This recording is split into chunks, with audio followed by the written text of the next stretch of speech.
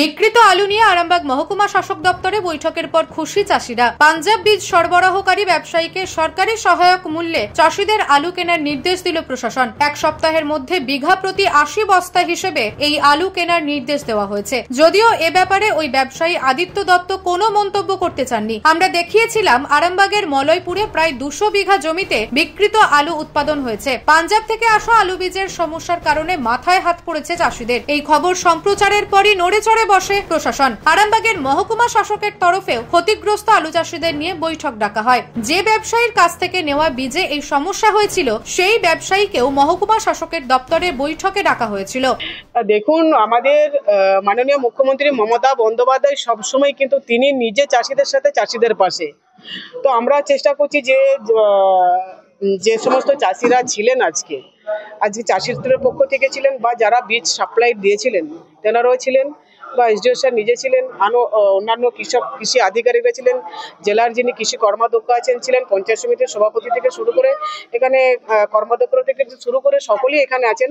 তো সকলে আমরা একটা জায়গায় দেখেছি যে চাষিদের যে ক্ষতিটা হয়েছে, আলুটা যেহেতু নিচ্ছে না, সেখানে আমরা একটা যৌথভাবে যৌথ চাষি প্লাস যেনারা বীজ সাপ্লাই দিচ্ছেন বা আধিকারিকদের নিয়ে একটা যৌথ আলোচনায় আমাদের এটাই একটা সিদ্ধান্ত হয়েছে যে চাষিদের আলুটা যেহেতু চাষ করেছিল তারা কোনো রকম ভাবে যেন না মার না খায়, এরকম একটা সিদ্ধান্ত। আমরা ক্ষতিপূরণটা যেনারা বীজ সাপ্লাইটা দিয়েছিলেন তেনারা নিজের মুখে স্বীকার করেছেন না বীজের গুণগত মানটা খারাপ ছিল। সেটা ভুলটা নিজেরা বুঝতে পেরেছেন।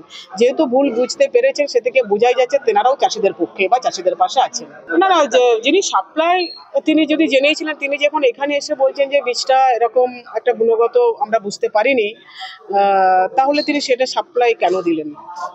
তিনি যখন এখানে স্বীকারটা করেই নিলেন যে আমাদের বীজের হয়তো আমরা বুঝতে পারিনি গুণগত মানটা খারাপ ছিল বলে, তো তেনারা যখন আছেন তেনারাই স্বতঃস্ফূর্তভাবে যারা বীজ সাপ্লাই তারা স্বতঃস্ফূর্তভাবে বলেছেন আমরা চাষিদের যেটা করার প্রয়োজন আমরা করব। তেনারা কিন্তু বলেছেন, তেনারা নিজে থেকে বলেছেন আমরা চাষির পাশে আছি, কোন রকম আমরা ক্ষতি হতে দেব না। খবর সম্প্রচারের পর প্রশাসনিক তৎপরতায় চাষিরা আজ বাংলাকে ধন্যবাদ জানিয়েছেন। চাষিরা প্রশাসনিক আশ্বাসে কিছুটা আশার আলো দেখছেন।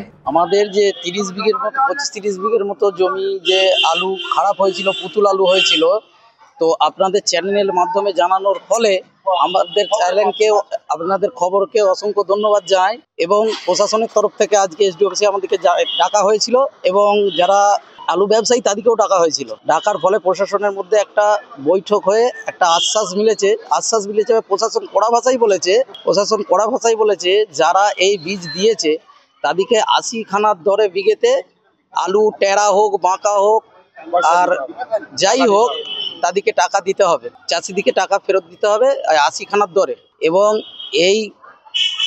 এ হওয়ার পর আমাদের লাভ না হলেও মোটামুটি আমরা একটা জায়গায় দাঁড়িয়ে থাকবো, না হলে আমাদেরকে পথে ভিক্ষা করে খেতে হতো। আজকে ডেকেছিলেন, এখানে সাব ডিভিশনাল অফিসার ছিলেন, জেলার আরও সমস্ত অন্যান্য কর্মকর্তারা ছিলেন, তারা আমাদের চাষিদিকে ডেকেছিলেন। ডাকার পর সর্বসম্মতভাবে সিদ্ধান্ত হলো যে বিঘেই 80 খানা হিসাবে সরকারি যে রেট আছে কুইন্টাল পিছু আর কি 900 টাকা হিসাবে 1 সপ্তাহের মধ্যে ওনারা সেই আলুটা তুলে নেবেন। ফাটা হোক, টেরা হোক, বাঁকা হোক, পুতুল হোক, যা হবে ওনারা সব ব্যবসায়ী যে আছে বীজ দিয়েছিল তারা তুলে নেবেন। তুলে নিয়ে সেই অনুযায়ী 80 খানা হিসাবে দাম হিসাবে চাষিকে মিটিয়ে দেবেন। 1 সপ্তাহের মধ্যে টাইম দিয়েছেন, সেটা চাষিরাও মেনে নিচ্ছেন, ওনারাও মেনে নিচ্ছেন। যদিও ওই আলু ব্যবসায়ী এ বিষয়ে কোনো উত্তর দিতে নারাজ। এদিন ওই বৈঠকে উপস্থিত ছিলেন আরামবাগ মহকুমা শাসক রবি কুমার, পঞ্চায়েত সমিতির সভাপতি থেকে শুরু করে একাধিক প্রশাসনিক আধিকারিক সহ ক্ষতিগ্রস্ত কৃষক এবং বীজ বিক্রেতারা। না, অবশ্যই দেখা হবে। গতবারই যখন আমাদের তারকেশ্বর ব্লকে একটা এরকম সমস্যা দেখা দিয়েছিল, আদা আলু বা পুতুল আলু বেরিয়েছিল, সেই ক্ষেত্রে একটা মীমাংসা করে আমরা সমাধান বার করেছিল। কিন্তু এটা দেখা গেছে আমাদের আরামবাগ সাব ডিভিশন জুড়ে যে বিভিন্ন ব্যবসায়ী যারা আছেন তারা সিল লাইসেন্স নিচ্ছেন না। এটা একটা আইনের চোখে অপরাধ, অবশ্যই অপরাধ। আমরা গতবারে প্রচার করেছিলাম যে আমাদের এডিও অফিসে চলে যাবেন অথবা আমাদের জেলায় যা কৃষি ভবন আছে সেখানে চলে যাবেন। আমরা আপনাদের সাথে থেকে সহযোগিতা করে কিভাবে আপনাদেরকে বীজের লাইসেন্স দেওয়া যায় সেই ব্যবস্থা করব। এই জন্য আমরা উদ্যোগ গ্রহণ করেছি এবং আজকে সিদ্ধান্ত নিয়েছি যে আমাদের কৃষি দপ্তর থেকে, আরামবাগের কৃষি দপ্তর থেকে প্রতিনিয়ত মাইক প্রচার করা হবে। যারা বীজ বিক্রি করেন আলুর, বিশেষ করে আলুর বীজ যারা বিক্রি করেন, আপনারা কৃষি দপ্তরে যান, সেখান থেকে লাইসেন্স নিন। এই যে লাইসেন্স না থাকার ফলে আমরা দেখছি যে বিভিন্ন জায়গাতে আরামবাগ সাব ডিভিশনে বিশেষ করে লাইসেন্সবিহীন বিক্রেতারা, ব্যবসায়ীরা, তারা আলু ব্যবসা করে, সিড ব্যবসা করে, আলুর বীজ ব্যবসা করে আমাদের প্রিয় চাষি যারা মানুষকে বাঁচিয়ে রাখে, মানুষের মুখে অন্ন তুলে দেয়, সেই চাষিদেরকেই তারা বিপদের মুখে ঠেলে দিচ্ছে।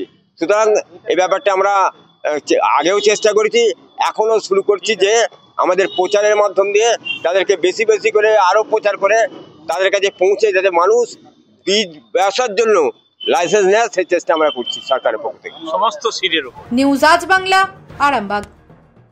নিঃসন্তান হওয়ার কারণ স্বামী বা স্ত্রী যে কেউ হতে পারেন।